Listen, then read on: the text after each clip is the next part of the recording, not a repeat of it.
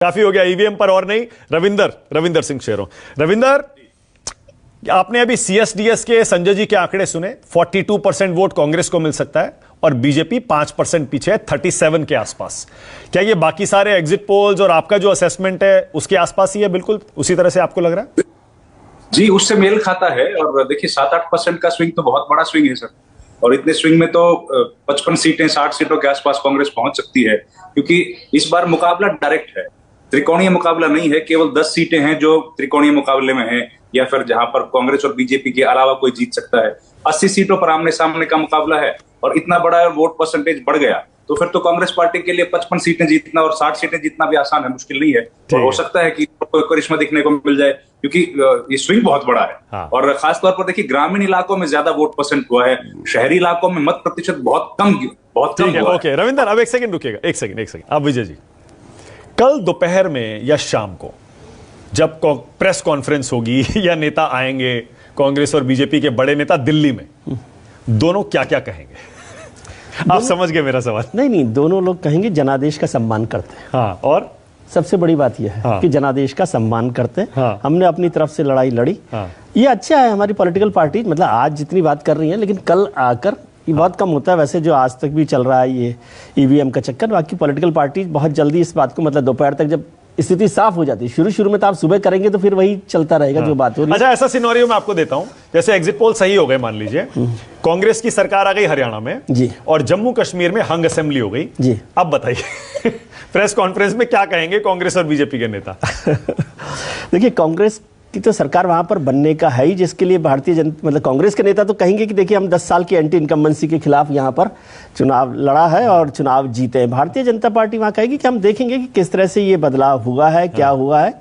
कोई ऐसी बड़ी उनके पास देखिए आप इस पूरे इलेक्शन को समझिए। आप के शर्मा जी की बात अरे नहीं विजय जी, कांग्रेस कल अगर प्रेस कॉन्फ्रेंस करेगी हरियाणा जीतने के बाद, क्या वो ये नहीं कहेगी नरेंद्र मोदी के खिलाफ रेफरेंडम का नतीजा आ गया, काउंटडाउन शुरू हो गया, तो अब देखिएगा देश में कांग्रेस का उदय शुरू हो गया? तो पंकज जी ने आज भी इस बात को कही है, लेकिन आप समझिए राज्यों के चुनावों को एकदम मतलब 100% नहीं, एक माहौल एक बनता हुआ दिखाई देता है। लेकिन ये तो होता रहता है। हरियाणा आप हिमाचल में हारे, आप कर्नाटक में हारे, आप कहाँ जीत जाते हैं, राजस्थान में जीत जाते हैं, मध्य प्रदेश में जीत जाते हैं, छत्तीसगढ़ में जीत जाते हैं, फिर तेलंगाना में हार जाते हैं। तो अलग अलग समय में ऐसा थोड़ी है कि पिछले 10 साल में बीजेपी कोई राज्यों के चुनाव नहीं हारी है। हाँ, हारी है ना, करीब 50 चुनाव और जीती तो है ही। वो एक माहौल में लगता है कि वो सारी चुनाव जीत रही है, लेकिन हारी भी है तो वो है। लेकिन कांग्रेस ये कहेगी कि ये बात आपकी बिल्कुल ठीक है कि वो भी ये मोदी जी के लिए रेफरेंडम है और एक उनका जो अवसान हो रहा है या वो उनकी जो लोकप्रियता है उसमें कमी आ रही है। लेकिन मैं इसको इस तरह से नहीं देखता। लेकिन आप के जी के आप बहुत अच्छे मित्र में जानता हूँ, आप उनको रोज वो बता रहे हैं आपको। आपने देखा कि इस पूरे हरियाणा के चुनाव में प्रधानमंत्री जी या गृह मंत्री जी का जिक्र एक भी बार उन्होंने किया है? ओके, आपने समझ गया। विजय जी के मन में एक सवाल आया। विजय जी के शर्मा, एक सेकंड आप ही के पास आ रहा हूं, एक सेकंड रुकिएगा बस जरा। अच्छा, दूसरा बीजेपी क्या कहेगी? मान लीजिए हरियाणा हार गई, जेएनके में जेएनके पर असेंबली हो गई, मैं बता रहा हूं बीजेपी क्या बोलेगी? जेएनके पर सबसे ज्यादा जोर देगी बीजेपी कल। हाँ। कि देखिए ये 370 के बाद, एब्रोगेशन के बाद सब लोगों को मौका मिला है और हम एक सरकार सबके साथ मिलकर जम्मू कश्मीर को आगे बढ़ाने के लिए बनाना चाहते हैं। और जो अमित शाह साहब ने और प्रधानमंत्री जी ने जो फैसला किया, ये जम्मू कश्मीर की जीत को आर्टिकल 370 के साथ जोड़कर इसी पर जोड़ देंगे कि हरियाणा का नंबर ही नहीं आएगा आपके पास। अब के शर्मा, जो विजय त्रिवेदी कह रहे हैं और सही है, क्या अगर हार गए हरियाणा, ये किसकी हार होगी के शर्मा? नहीं, देखिए हम तो हमेशा कहते हैं मोदी जी हमारे सबसे वरिष्ठ नेता हैं, अमित भाई साहब हमारे वरिष्ठ नेता हैं, नड्डा जी हमारे राष्ट्रीय अध्यक्ष हैं, तमाम हमारे वरिष्ठ नेता हैं। और हम जो है उस तरह की पार्टियां नहीं है कि राज्यों के चुनाव में हमारे नेता न जाएं। मल्लिकार्जुन खड़गे जी को हरियाणा में घुसने नहीं दिया जा रहा था, बेचारे अंतिम दिन एक जगह सिरसा पहुंच पाए थे। राष्ट्रीय अध्यक्ष हैं इनके, आप कभी इनसे पूछ सकते हैं। हार गए तो किसकी हार होगी कि इनके तो बता देते? सुने, नहीं, हार जीत सब सामूहिक नेतृत्व है सर। अच्छा, जीते तो किसकी जीत होगी बताइए? सब हमेशा कहते हैं कार्यकर्ताओं की जीत, कार्यकर्ताओं की ही जीत है सर। अच्छा, ठीक।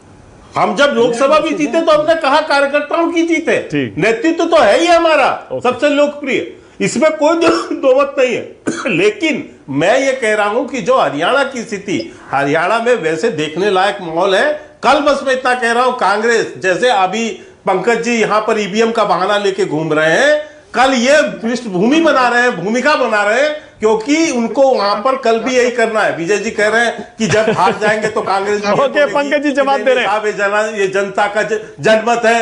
ये जनमत नहीं बोलते विजय जी, आपको याद है हर बार आप डिबेट पे रहते हैं, लेकिन ये उसी ईवीएम पे आरोप लगाते हैं, उसी ईवीएम का आरोप है। ईवीएम पर सवाल नहीं करती, वो हार भी जाए तो भी। लगा रहा हूँ। हाँ पंकज जी बोलिए। रिपोर्ट बिल्कुल मैंने नहीं कोई आरोप करते नहीं लगाया, मैंने एक रिपोर्ट कोट की और मैंने आपको ये बताया कि जब बड़ी मुश्किल से इतनी सीट ला पाए रिपोर्ट हैं, आज ही क्यों याद आई? मोदी की लोकप्रियता पंकज जी, का रिपोर्ट आज ही क्यों याद आई? और अच्छा अरे पंकज जी जाने दीजिए, अब छोड़िए ना, ईवीएम को जाने दीजिए। अब कल पंकज जी ईवीएम को जाने दीजिए, मुझे ये बताइए पंकज जी, अगर कांग्रेस पार्टी हरियाणा कल जीतती है तो किसकी जीत मानी जाएगी? राहुल गांधी की मेहनत की और वहां के स्थानीय कार्यकर्ताओं के परिश्रम की।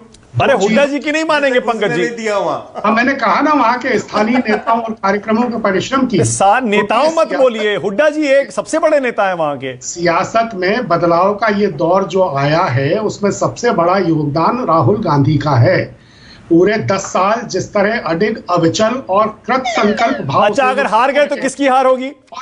हुड्डा जी हार गए तो हारने का सवाल ही नहीं, अभी तो उठ रहा है अब फिर देखिए आपका अच्छा ठीक है, चलिए हारने का सवाल ही नहीं है।